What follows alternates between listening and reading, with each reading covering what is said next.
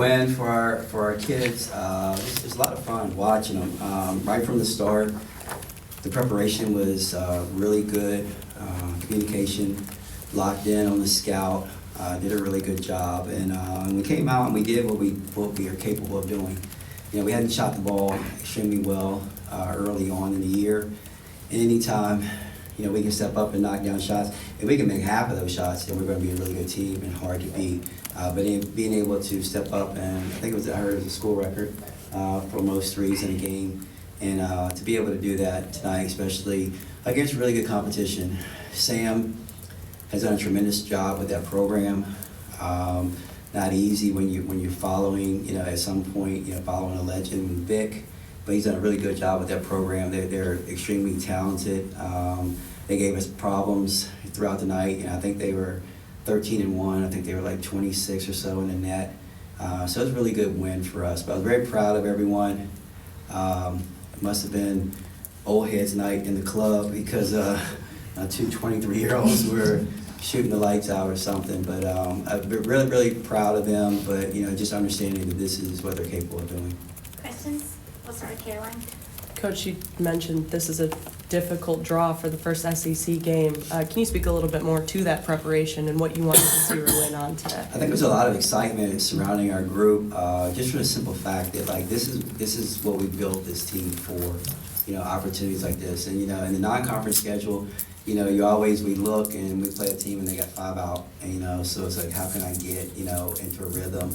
And, you know, and we you know, we trekked through the non-conference slate, and there were some times when we played well, sometimes we know we could have played better, but, you know, we put this team together, you know, for opportunities like this. I thought they handled it very well.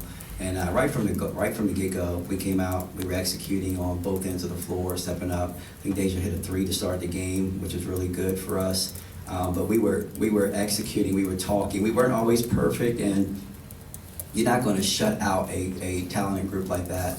Anaya Russell is probably one of the more talented players in this league. Some of the things that she can do, you just got to tip your hat to it, and you can't really stop it. Jordan she's proven that she's one of the best guards in this conference. And then they've had some additions. They got some big players inside, and they have a lot of experience. So we knew we weren't going to shut them out, but we did a really good job of making it tough on them and then stepping up and executing on the offensive end. Kai, Sierra, Larry, and then Coach, by now we know that you try and, you know, perfect every little thing. What are your homework assignments going into that Vanderbilt game? You know what? First and foremost, we will learn from this game, and obviously every opportunity is going to be a different challenge. And I've seen Vandy play a couple times just as a fan, so to speak. You know, we'll dive into it, but they're extremely talented. It's going to probably mirror the opportunity like we have tonight, you know, just on the road. And it's going to be a challenge. You know, they have some young players who are playing exceptionally well, freshmen that they have, and so it's going to be a challenge for us. And you know, I told the kids from here on out everything's going to be a challenge. And I said, but the saving grace for us is that when people look at us, they're going to say, okay, that's a challenge too. You know, it's not like we're going, you know, into a situation and we're not prepared or we're not equipped. But it's going to be a big test for us. But we want them to enjoy the one tonight. Sierra. Can you just talk about the post matchup when it came to defending Okot, because she came in as like one of the most efficient from the field? Yeah, they do a really good job of getting her the basketball and in her sweet spots where she didn't have to do a whole lot. But she's really great at, you know, catching, keeping it high, and finishing around the basket. And we knew that. We practiced against that.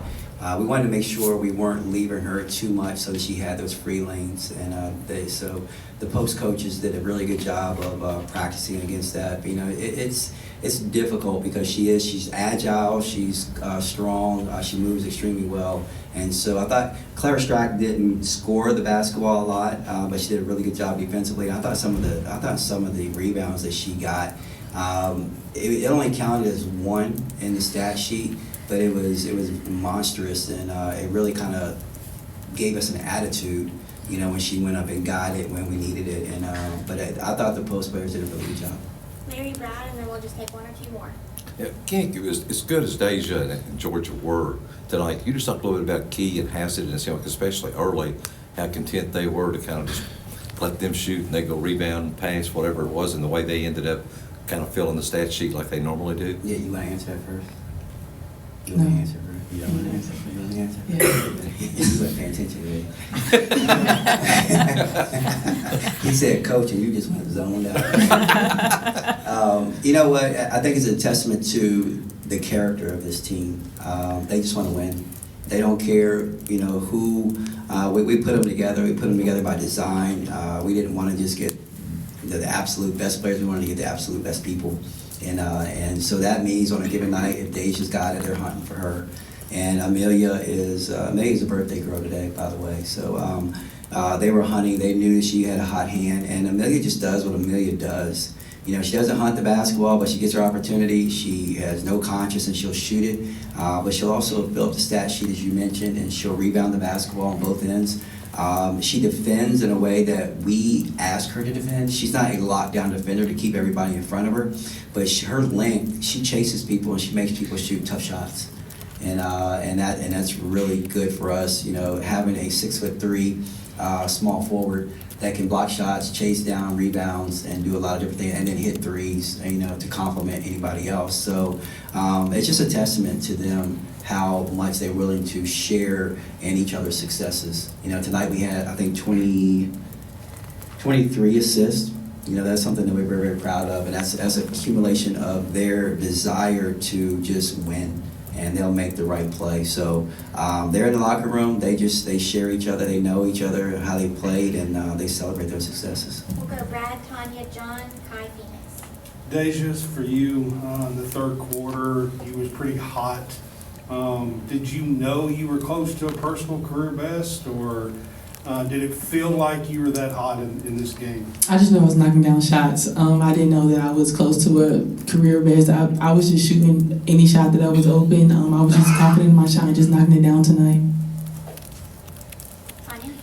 Coach, if I told you before this game that your backcourt would have 55 of the 91 points tonight, what would your response to that be? I would be like, I would believe you. You know, that's what they're capable of. If you came in and said my front court would have had 55 points, I would have believed you. You know, and they're all capable, and they just go with the flow, and you know, whatever's happening is happening. And obviously putting together, you know, this team with Georgia was coming with me, and I remember the conversations I had with Deja, and I said, she's gonna make you better. You know, you come out here, you play with her, she's gonna make you better. And that's all you got to do is do what you do and do it well. So I know they're capable of doing that. And you know, and if we go out to Vandy and they do something that's going to be special to try to stop those two, they'll be the first ones to step up and throw the ball inside and get Clara an opportunity, to get Amelia an opportunity. And so that's the joy of being able to coach this group. Okay, it's like, okay, you take that away. Okay, well, we still have this over here, and it's been a lot of fun to watch them grow. John, Kai. This is for Deja, and Coach, if you don't like her answer, you can chime in also. That's pressure right there. But you were 7 of 11 from three-point line, and I think all 11 of those shots were good. It just seems like that this team is getting a lot more comfortable in their flow, learning to play with each other. Can you talk a little bit about the process of kind of that type of team development? I think each game we learn something. We come together every game, but coming into conference, the main thing was just playing for each other. If you have it, you have it, and finding their best play. Not necessarily the play that's right in front of you, but just finding the right play, the best play for the team. So and we love playing for each other. We love playing with each other. So every opportunity, every day in practice, we're trying to get better. We're going to celebrate this win tonight, but tomorrow we're going to watch film to learn what we can do to get better for the next game. So we just come in every day ready to play, ready to practice, and ready for whoever's in front of us. Very well said. And but the thing I will add to it is that they're students of the game. They work diligently on their game, and because you know we spend a lot of our practice time with individual instruction, and we work on the shots, the opportunities that they're going to get, so that when it comes to game time, it happens organically, and they don't have to second guess themselves. They don't have to think about it, and that's the one thing that you know my teams have always done. I'm not like, hey Deja, this is your spot right here. We'll work on it. We'll work on it, and all of a sudden it gets ingrained in her that okay, if I get this opportunity, don't hesitate, step up and take it. And then I've been able to watch them flourish a little bit in the recent, probably the last month or so, because I've let them go in practice. You know, I've had to chew on my whistle, swallow my whistle, because a coach wants to, you know, hey, slow it down. Hey, let's run this play. You know, we want to get our half-court system set up. But what they really needed was to learn each other on the fast break. You know, they come down to court now where, you know, 3-4 months ago, Georgia will be running down the floor and wanting Deja to come around, and she would kind of be giving her like a little head nod, and Deja wouldn't know what that meant. Now I see them make eye contact, and they just do it. And now they know where they're going to be. And the beauty is, you know, Georgia's always been a facilitator and been able to find people. She does a tremendous job of that. But now it gets reciprocated, and now they find her. You know, Deja is getting the basketball, and she's looking at Georgia with a little head nod, and Georgia's coming around. Or Deja will cross it and swing it out, and Georgia's there for the opportunities. And that's why, you know, that's what we're going to have to continue to have, because, you know, people are going to try to double team Georgia, put her in bad situations. But if they are able to facilitate like they're capable of and like they're doing, it's going to make it hard for them to be able to do that. We'll close it out with Kai and Phoenix.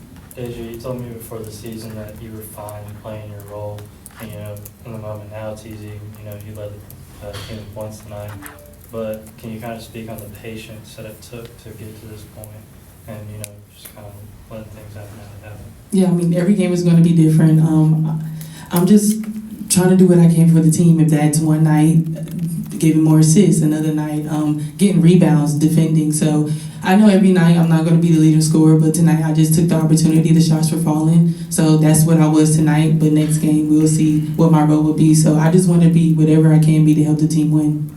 This kid is so much fun to coach. She's so much fun to be around. She's a consummate teammate. She, you know, she takes things too literally sometimes. You know, if I tell her that, you know, hey, you missed an opportunity to pass the ball, she'll be passing the ball for the next 10 games sometimes. You know, but when she's playing like this, it's fun. But the best thing about her is not the fact that she makes 7 out of 11 threes. It's not the fact that, you know, she led us to victory in our first SEC game. The greatest thing about her is that she's going to be a CEO of a company someday. I don't know which one it's going to be, but just watching her, being around her in a short period of time, that's the type of people that you need in your program to allow your program to grow. You know, a lot of people can look in, and, you know, we have recruits here tonight. You know, they can look up to her, and I don't know what company it's going to be, but it's going to be a company. Maybe she'll be an entrepreneur and start her own company. But that's how special she is. That's how smart she is. How articulate she is. I mean, she gets the room. It doesn't matter where it is. She gets the room, and she understands it. And, you know, nights like tonight are going to only help build her confidence, and it's going to even help us even more. Close it out with Phoenix. Coach, when people talk about the SEC, I think they typically talk about, you know, the physicality that teams bring, but I think you all throw a wrinkle into that by bringing length and size. Just how valuable do you think that is for you guys moving forward? It's going to be extremely challenging. You know, I had so many people texting me today. You know, a lot of my former players from Virginia Tech, or, you know, just people who have been around me before, and you know, how do you feel SEC? And I'm like, man, I don't know. You know, my stomach was in knots because it was like the first day of class, first day of school. You know, if I were in the ACC and we were going, you know, somewhere, I'd have known exactly, you know, what that arena felt like, what the team felt like, what the game felt like. But coming out here, I was anxious a little bit, you know, just because I wanted to get it going, wanted to see it, someone to see it, you know, move it. The only kids I'd ever seen, obviously I'd seen Anaya before. I'd never been on a court with her. And then Destiny McFall, she actually signed with me at Virginia Tech. Was only there for a summer, never played for me. But it was just like, hey, let me get the feel of it. Let me get going. And we are a little bit different. You know, we're not, you know, like a lot of the teams. You know, we're long. We play a different style. And a lot of times people were like, okay, well, are you ready for the SEC? And I'm like, well, yeah, you know, we're going to play basketball. If we can get you to play basketball, then we think we have a shot. So we were excited, anxious to really get it going, you know. And as I mentioned before, Mississippi State is a good basketball team. I think they're going to win a lot of basketball games in our league. So that's a really good win for us to start it, and it was a good taste for us.